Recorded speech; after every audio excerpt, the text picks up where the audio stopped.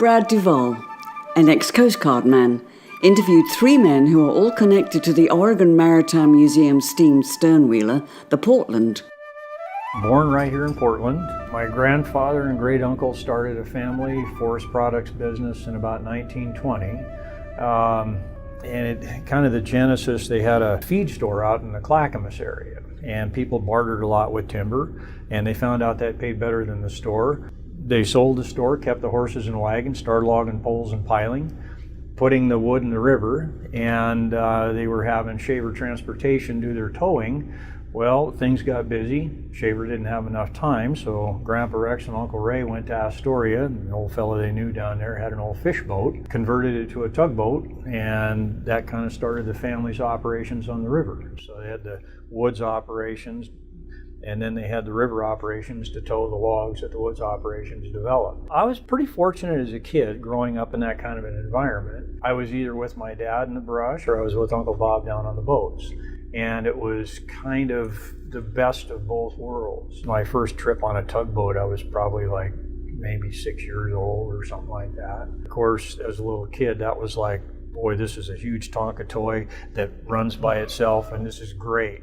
So I was hooked. I've always loved machinery and equipment, things that do things. Every opportunity that I got, I was trying to get on the boats. And so then the old guys, they put me to work washing dishes and cooking and scraping and painting, and then learning how to do deckhand stuff. And I was working on one of the boats that would tow log rafts from Oregon City down to just below Milwaukee at a place called Waverly. And so what we'd do is we'd tow these lockage rafts down, and then we'd put boomsticks around the rafts. And so that was kind of my first big shot of being on the boats, is working the rigging. The old timers loved it. You know, here's a kid during the summer full of pea and vinegar wanting to come out and knock rigging and stuff, and it made their life kind of easy too. I kind of learned a lot of stuff doing that, learned how to run boat a little bit. Charlie Stoller was one of the old captains for the family, and he kind of took me under his wing, and he told me the do's and don'ts. And our great-grandmother, Nellie Clark,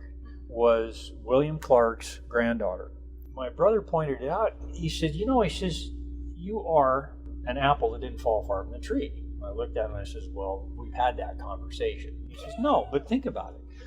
He says, William Clark was the navigator of the Lewis and Clark expedition. He says, think about what you've done your whole life.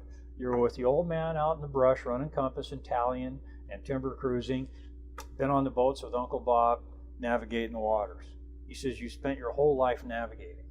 And I never really thought about it, but that kind of goes right back to William Clark. It was hard on the man, hard on the machinery. It was probably one of the more brutal forms of work a guy could ever do.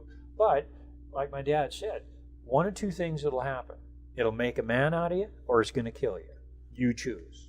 I've got to give my wife an awful lot of credit, because what I do isn't really a job or a career or an occupation. It's more or less a way of life.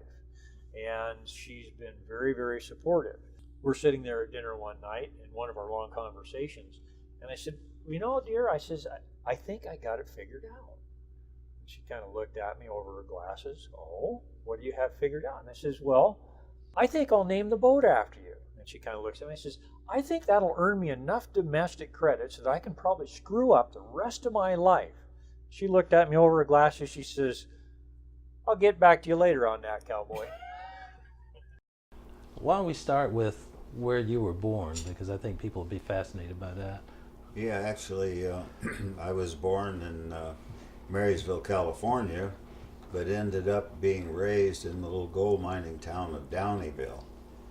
One time, Downeyville, believe it or not, was considered to be the capital of the state.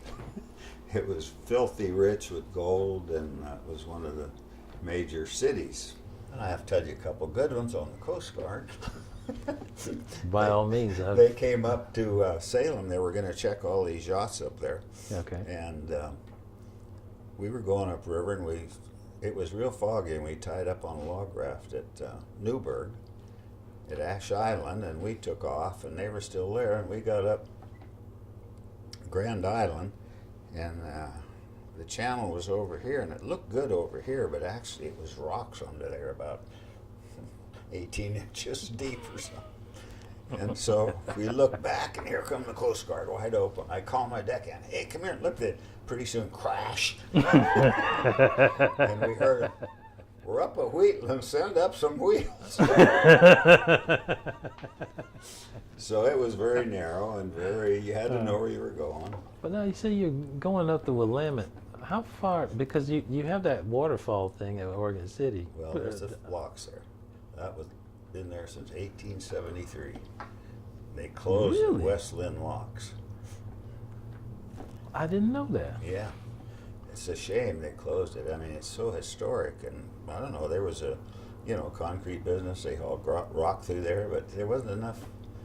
When we were going up there was lots of logs all along the river. Originally, before the locks, they had a basin over there at Oregon City. The locks are across the river at West Lynn. Mm-hmm. But they used to transload over at Oregon City. The steamboats that come up from Portland, they have to move all their freight up, Well, I'll be darned. And the same going up the Columbia, before Bonneville, there was actually railroads on both sides of the river. Went from like Warrendale, which is, 3 or 4 miles below Bonneville. There was a railroad, went clear up to Cascade Locks, and the other one went up like to Stevenson and unloaded the freight because the steamboats couldn't get up through the rapids. What year are we talking so we can kind of get an idea? We went out in 52 or 54, I think, and we were out there 5 years. Back in the 50s, what was the river like? I mean, was that full of commercial traffic with logs and ships? Yeah, and lots of God knows? logs. Yeah, logs were big every day. You'd see logs. You'd see one towing upriver there in the Willamette and some coming down, different companies. We had a big strike in 69. It lasted 3 months, the tug cruise. And I got to work because the Portland had to go out. There was some military stuff, came on dry dock, and so I'd get to run the Portland. I got paid, and the rest of them were starving to death.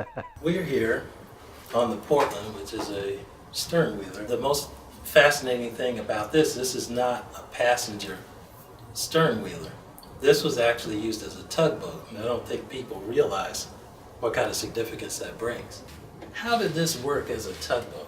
Well, it primarily was a ship assist for moving ships in the harbor.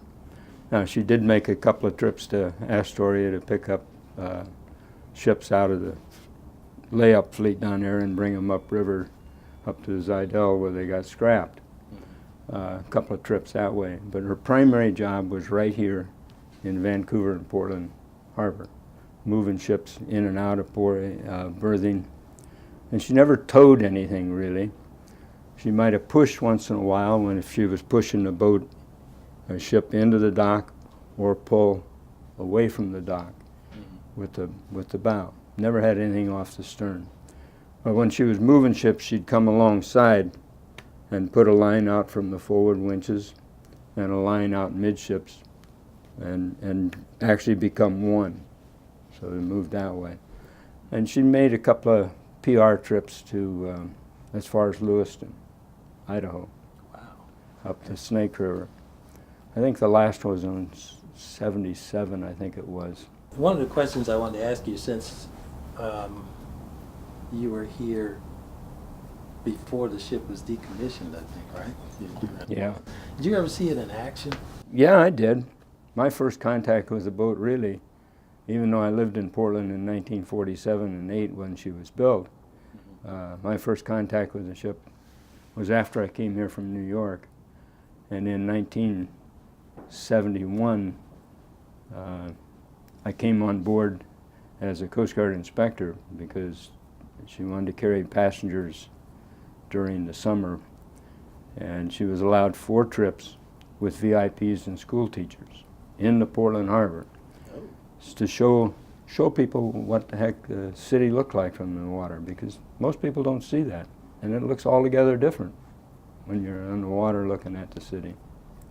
But now what I'm wondering is, though, if you saw it in action, did you see the look on the sailor's face when this stern wheeler comes up to tie up next to her? Because that had to be a riot.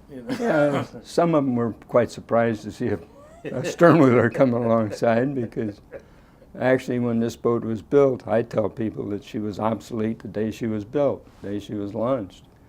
And primarily because the new boats, you'd come down and put a key in the ignition and you start it just like your car and you're ready to go. But this vessel, you had to come down early, light a fire, light a fire in the boiler, wait a couple hours for it to get warm enough so that you could go. This was probably the last stern wheel tug built in the United States. And it's still, and I think now, today, it's the last operational tugboat, steam-driven paddle boat. So what's the future of this vessel? I know you guys want to change the ports and go to a different spot. There presently is a group of various people throughout the city who are looking at the feasibility and the possibility of putting together a maritime center where the PT boat, the LCI, and us, and anything else, maybe the submarine, could be in one location, Right. which would be a heck of a lot better.